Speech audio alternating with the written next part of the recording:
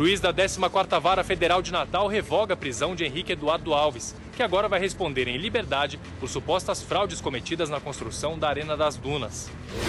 O Exército Brasileiro calcula que a média de entrada de venezuelanos em Roraima nos últimos 5 meses foi de 416 pessoas por dia. Mudanças na grade curricular do curso de Direito devem sair até setembro deste ano. O que mais me marcou assim, da meditação foi a consciência, uma consciência assim, principalmente em momentos de pressão. Quando eu estou em estresse no trabalho ou numa situação em que eu me irrito.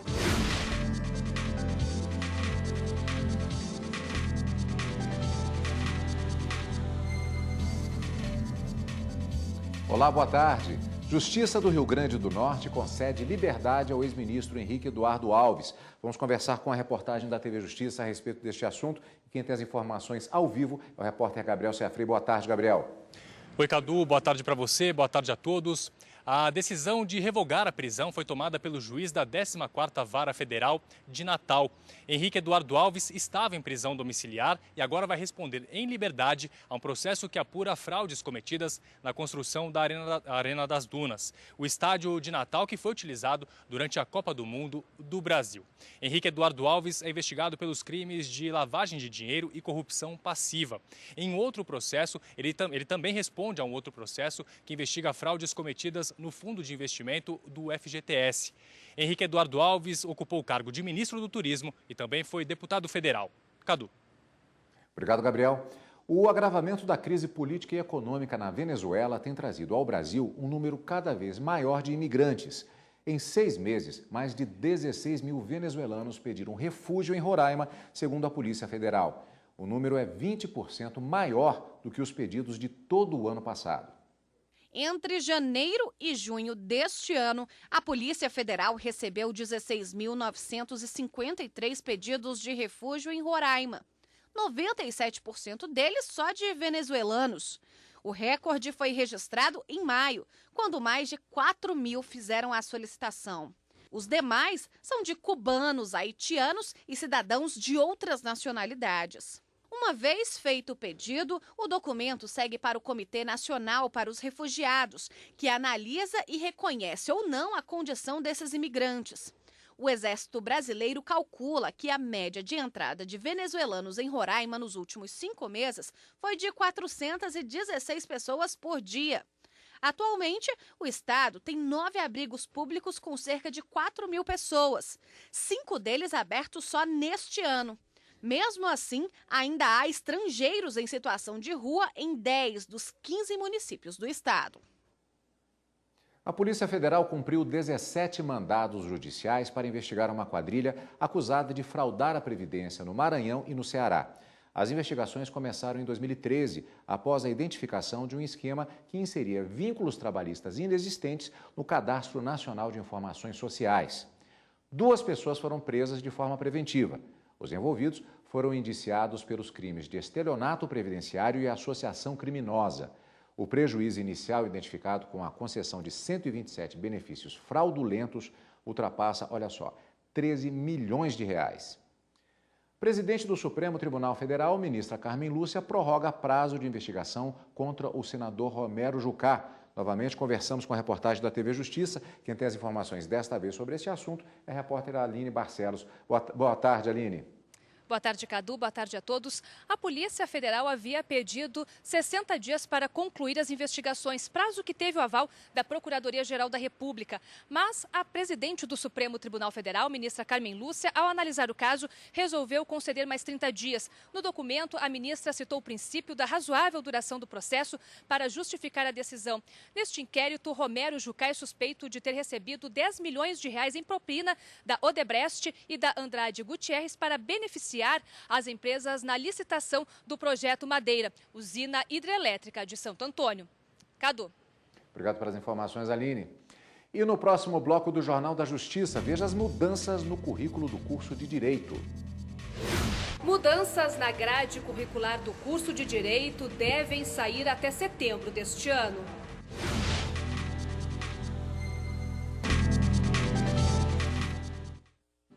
O currículo do curso de Direito vai mudar. A partir deste ano, serão inseridas outras disciplinas para que o aluno fique mais preparado para o mercado de trabalho. A graduação em Direito é uma das mais procuradas do país. De acordo com o Ministério da Educação, de 2004 a 2016, o total de formandos em Direito cresceu 49%. E a grade curricular deve passar por mudanças. A ideia é ampliar o contato dos alunos com os futuros empregadores, seja na iniciativa pública ou privada. Isabela está no 9º semestre e acredita que o curso deve sim se modernizar para que os profissionais saiam mais preparados para enfrentar o mercado de trabalho. Esse ano mesmo é ano de eleição e tem muita gente que está se formando e que nunca chegou a pegar direito eleitoral, né? Então, se tiver, por exemplo, uma demanda profissional sobre esse assunto, esse aluno tem que recorrer a diversos outros meios que não os aqui da faculdade de Direito, né? Existem mais de 1.200 cursos de direito em todo o país. A maioria tem a mesma grade curricular. As mudanças começaram a ser discutidas em 2014 e depois de audiências públicas devem sair do papel até setembro deste ano. A nova proposta mantém a carga horária atual, com duração de 5 anos. A modernização do currículo partiu da Ordem dos Advogados do Brasil e do Conselho Nacional de Educação.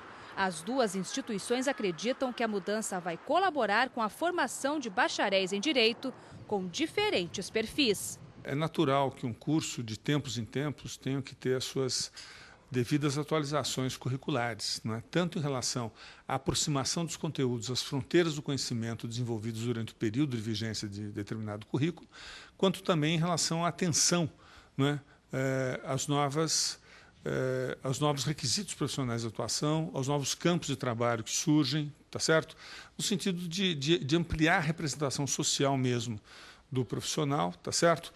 E, obviamente, conectar o egresso em áreas essenciais e estratégicas para o desenvolvimento social, para as políticas públicas, direitos humanos, mas também para o desenvolvimento econômico. Você sabia que o preso também pode votar? A Constituição garante esse direito. Mas é bom esclarecer que ele só vale para quem ainda não foi condenado, ou seja, está à espera de julgamento. De acordo com o último levantamento de informações penitenciárias, mais de 700 mil pessoas estavam presas em dezembro do ano passado. Desse total, cerca de 256 mil que cumprem medida provisória vão poder ir às urnas. A Constituição Federal determina que apenas pessoas condenadas em última instância deixam de votar, uma vez que têm os direitos políticos suspensos. Segundo o Tribunal Superior Eleitoral, os presos provisórios devem transferir o título para a sessão eleitoral correspondente ao presídio. Esse instituto que a gente chama é transferência temporária de eleitores. Então, esses eleitores vão estar temporariamente transferidos para essa sessão eleitoral que vai ser instalada nesses estabelecimentos penais, por exemplo. Essas sessões eleitorais funcionam não só com os presos que estão ali, mas os próprios agentes que trabalham, os funcionários do presídio também podem transferir o seu voto no dia da eleição, votar ali, já que ele vai estar trabalhando ali naquele dia. Os adolescentes maiores de 16 anos em conflito com a lei também têm um direito ao voto assegurado. Interessante para que eles já saibam que o poder que eles têm na mão. Né, para eles analisarem um candidato a presidente, deputado distrital, que é o nosso caso. Então, já para eles tomarem essa consciência de que eles podem mudar. Nessa unidade de internação em Planaltina, a 35 quilômetros do centro da capital, 54 adolescentes já receberam o título de eleitor. No total, 269 adolescentes que cumprem medida socioeducativa em todo o Distrito Federal irão exercer o seu direito à cidadania, o voto. E todos querem a mesma coisa, um Brasil melhor. O nosso voto a gente pode mudar o Brasil, né? Me sentir brasileiro, né? Poder votar. O fato de a Constituição não proibir o preso de votar não significa que no país o direito é garantido a todos aqueles que estão atrás das grades. A operacionalização do processo é complexa e nem todos os estados conseguem cumprir a lei. Em São Paulo, maior colégio eleitoral do país, os presos nunca votaram. Já no Rio Grande do Sul, um acordo de cooperação permite que os presos provisórios votem. No sistema prisional, em regra, existem diversas dificuldades. Essas dificuldades elas podem acarretar alguns problemas, não é? E tudo deriva, obviamente, de uma regulamentação que é feita pelo Tribunal Superior Eleitoral em relação ao número de presos que vão poder votar em relação a cada presídio, não é? E, enfim, existe uma série de formalidades que devem ser obedecidas antes da votação dos presos. Muitos sentem orgulho de poder votar e sabem exatamente do que o país precisa. Espero que seja melhor do que o que está, né? Porque o que está não está bom. E também queria que aumentasse mais as instituição para os adolescentes, para não ter envolvimento com a vida do crime. Qualquer cidadão pode entrar na justiça contra a administração pública e ter direito à indenização. Isso graças à responsabilidade civil do Estado prevista na Constituição Federal. As fotos são do Vinícius. O advogado teve uma surpresa bem desagradável no início de 2016, quando saía da casa de um amigo em Brasília. A baixa iluminação na via impediu que ele visse o enorme buraco na rua.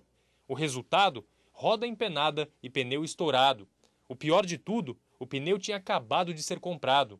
O advogado entrou na justiça por uma indenização para pagar os prejuízos.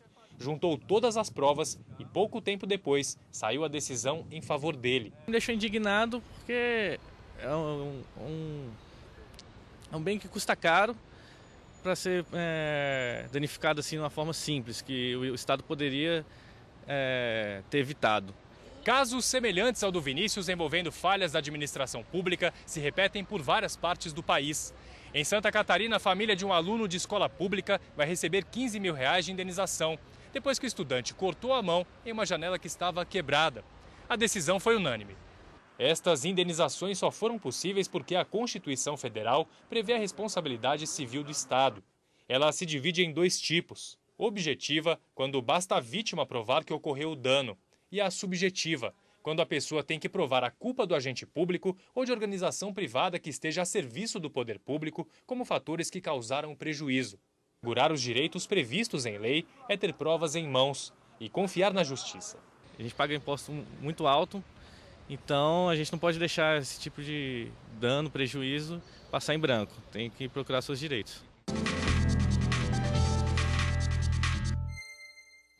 E para falar mais sobre o assunto, recebemos aqui nos estúdios da TV Justiça o advogado Antônio Rodrigo Machado. Mais uma vez, obrigado pela sua presença. De vez em quando conseguimos conversar um pouco sobre temas importantes do direito. Muito boa tarde. Eu que agradeço, Cadu. Doutor Antônio, primeiro uma questão de definição. A gente gosta até de trabalhar com elas que ficam mais claros certos temas relativos ao direito. O que é responsabilidade civil do Estado? A responsabilidade civil do Estado, ou responsabilidade extracontratual, ela vem para que o Estado tenha a obrigação de reparar todo e qualquer dano causado ao cidadão, até mesmo a uma empresa, independente de dolo ou culpa, ou seja, independente se ele agiu com a intenção de causar aquele dano ou se ele foi negligente, imprudente ou imperito na realização daquela conduta. Então, todo aquele que sofre o dano tem para si o direito de receber uma indenização por parte do Estado. Aí já tocamos exatamente num ponto interessante, que é a diferenciação entre responsabilidade do Estado em casos de ação, omissão ou má prestação. O que diferencia esses casos e se existem outros? Basicamente, a Constituição, no artigo 37, parágrafo 6º, ela define a responsabilidade objetiva. O que é que significa isso? Você não vai precisar comprovar que o agente público representando o Estado ele agiu de forma que comprove a sua culpabilidade. Ou seja, bastará apenas verificar que houve o dano, que houve, que houve o fato da administração pública, que houve o dano e casar com o nexo de causalidade, fazendo com que a administração passe a ter, a partir desse momento, uma obrigatoriedade de reparar aquele cidadão. No caso da omissão, a doutrina é um pouco controversa. Nós já temos vários precedentes entendendo que a responsabilidade do Estado pela omissão, ou seja, pela má prestação do serviço, por ter prestado o serviço de forma atrasada ou por não ter prestado o serviço, nesses casos aí, entra a responsabilidade objetiva ou a responsabilidade subjetiva, a depender do tribunal, a depender do caso concreto. Então, basicamente, nós temos a responsabilidade objetiva nas ações proativas, nas ações comissivas, e uma dúvida da jurisprudência acerca da responsabilidade do Estado por atos omissivos, pela omissão na prestação do serviço público. Às vezes, o termo Estado ele pode indicar um ente um pouco abstrato para o cidadão comum. Perfeito. Mas, na verdade, ele é plenamente identificável. Por exemplo, vimos na reportagem ali o caso, bastante emblemático até, dos buracos nas pistas. É uma questão de se verificar a quem caberia do Estado cuidar daquela determinada rodovia, por exemplo? Sim. Quando a gente fala do Estado, eu vou deixar mais específico. Nós estamos falando da administração pública. A gente está falando da Prefeitura, do governo do Estado, do governo do Distrito Federal, da própria União. Mas nós temos também a responsabilidade do Estado até mesmo por atos legislativos. Em caso de leis inconstitucionais que acabam ferindo o direito de várias pessoas ou de uma pessoa especificamente, e tem uma grande controvérsia acerca da responsabilidade do Estado pelos atos jurisdicionais, pelos atos dos juízes. Então, o que vai definir a responsabilidade do Estado é o caso concreto, é verificar se naquele caso específico existem provas suficientes para demonstrar que houve o fato por parte do Estado, por parte do agente público, houve o dano e o dano foi causado por aquela ação do agente que representa o Estado, no caso a administração pública. A jurisprudência é fonte de direito. Já existe jurisprudência pacificada em relação às situações em que o Estado é obrigado a fazer reparação? Existem vários precedentes, várias jurisprudências acerca do assunto, porque envolve as mais diversas áreas. Nós podemos falar de responsabilidade do Estado, como nós vimos aqui na reportagem, no caso de um problema de uma escola, na má prestação do serviço de saúde, até mesmo quando o Estado fornece água, energia elétrica. Pensemos, se você tem uma empresa e aquela empresa ela necessita da energia elétrica para funcionar e há uma paralisação do fornecimento da energia elétrica por 2 dias, o caos vai ser instalado naquela empresa e um dano muito grande vai ter que ser reparado por parte do Estado ou de um ente privado que seja concessionário de um serviço público, nesse caso específico. Aparelhagem médica em um paciente que necessita dessa aparelhagem, por exemplo, em casa. Em princípio, seria um serviço privado, mas a geração de energia é responsabilidade do Estado. É responsabilidade do Estado, até mesmo a prestação do serviço de saúde. Nós temos na Constituição que ela tem que ser abrangente, ela é ampla. Todo cidadão tem direito à saúde, inclusive a saúde prestada pelo próprio Estado, no caso pela administração pública, serviço público de saúde. E com relação à atuação dos agentes públicos? Olha, nós temos aí o seguinte, a responsabilidade objetiva do Estado vai fazer com que o Estado repare aquele dano causado. O agente público não tem a responsabilidade objetiva, ou seja, o Estado vai ter que demonstrar que ele agiu com culpa ou com dolo para que ele vá com ação de regresso. Ou seja, depois que o Estado pagar ao cidadão ou à empresa que foi prejudicada, ele pode cobrar do agente público, desde que demonstre que aquele agente público agiu com base em algum tipo de erro, com base em negligência, imprudência, imperícia, ou até mesmo de forma dolosa. Isso sem contar que, se for um ato ilícito, o agente ainda poderá responder administrativamente por um processo administrativo disciplinar e penalmente por uma ação de crime contra a administração pública ou até mesmo uma ação de improbidade. Tema inesgotável, continuaremos acompanhando e contando com a participação do doutor para que possamos passar para o telespectador essas questões de direito. Muito obrigado pela participação. Eu agradeço.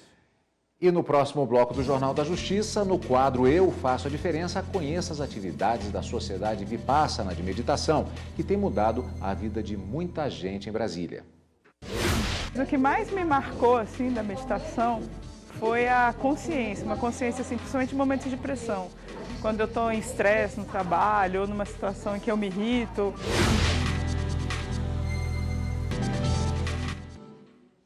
A Vara de Execuções Penais do Rio de Janeiro determinou que Orlando Curicica, um dos investigados pela morte da vereadora Marielle Franco, fique preso preventivamente por 1 ano no Presídio Federal de Mossoró, no Rio Grande do Norte. Na decisão, o juiz Rafael Estrela afirma que a permanência dele no Rio de Janeiro poderia aproximar o investigado ainda mais da milícia e que ele poderia até fugir. Orlando Curicica foi denunciado como mandante do crime pelo Ministério Público. O julgamento dele pela morte da vereadora ainda não tem data marcada. Não dá para acreditar em tudo que a gente escuta por aí sobre a urna eletrônica. Justamente para tirar dúvidas sobre o equipamento, o Tribunal Superior Eleitoral fez uma palestra. Volta e meia vem alguém com aquela história de que a urna eletrônica não pode ser auditada.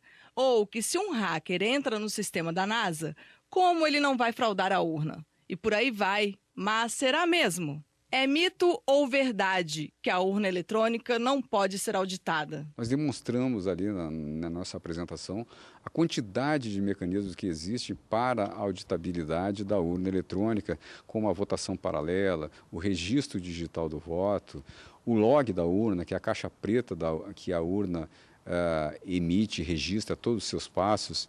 E será que um hacker consegue invadir a urna? A urna eletrônica não está na internet. E ela não está em nenhum dispositivo de comunicação.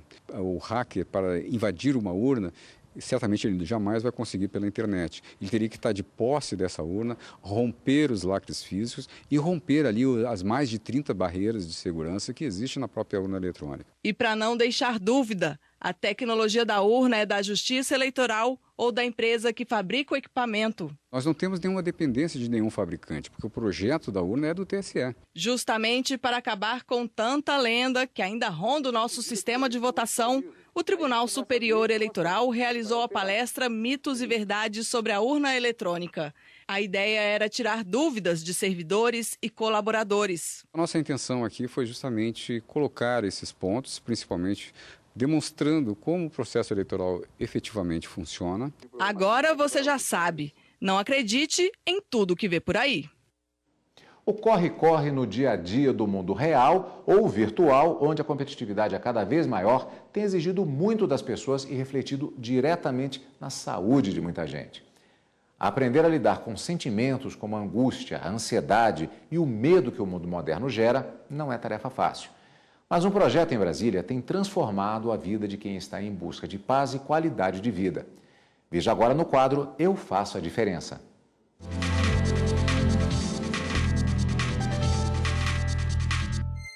Insônia e estresse foram os motivos que fizeram Cíntia procurar a meditação.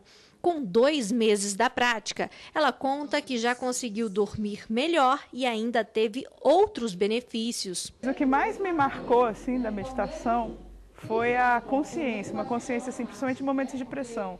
Quando eu estou em estresse no trabalho ou numa situação em que eu me irrito ou que eu fico triste, eu tenho uma consciência mais rápida disso e eu volto mais rápido para o meu centro. É um presente que a gente se dá, né? No começo parece muito difícil, mas é uma questão de disciplina, né? E de auto-amor também. Cíntia faz parte do grupo de dezenas de pessoas que toda semana participa das palestras e oficinas de meditação na Sociedade Vipassana, em Brasília. O presidente do Instituto conta que o nome Vipassana foi escolhido porque significa ver a si mesmo em profundidade, prática que pode ajudar a melhorar a qualidade de vida. E é justamente isso que vem chamando cada dia mais atenção dos participantes. Em 10 anos de projeto, cerca de 10 mil pessoas já foram beneficiadas. Eu resolvi fazer uma tentativa na minha casa com 3 amigos.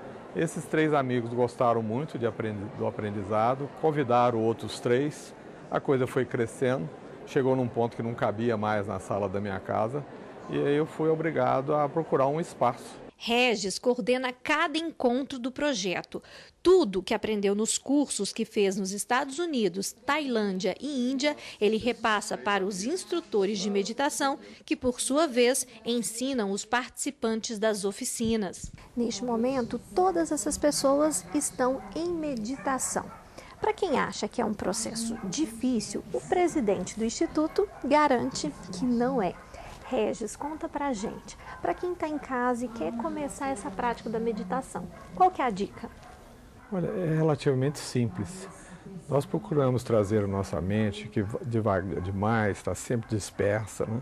Essa é a grande dificuldade de quem quer meditar. Nós procuramos trazer a nossa mente para um foco, é nos concentrar num objeto mental. E nós usamos a respiração. Se você estiver agora, nesse instante, observando a sua respiração, e conseguir manter a sua atenção na respiração, você está meditando. É simples assim. Ou seja, é um mito falar que não é pensar em nada. Isso é uma coisa que, infelizmente, muitas pessoas falam, escrevem, inclusive, sobre isso. Ninguém consegue. Só quem consegue parar de pensar é quem está em estado de coma ou está morto. A nossa atividade é uma atividade de observar o que se passa na mente. Camila aprendeu tudo isso com facilidade há pouco mais de um ano. Depois de ficar encantada com a técnica, também chamada de Mindfulness, que quer dizer atenção plena, ela resolveu ser voluntária do projeto. Eu acho que o que é bom a gente precisa compartilhar e ajudar a disseminar. A minha intenção é de que outras pessoas tenham os benefícios que eu tenho. E assim eu me ajudo também. Para quem não sabe, a meditação é um método que tem escolas milenares e escolas modernas e já é plenamente comprovado no meio acadêmico como sendo de alta eficácia. A edição de hoje do Jornal da Justiça, primeira edição, fica por aqui. Obrigado pela audiência e um ótimo final de semana.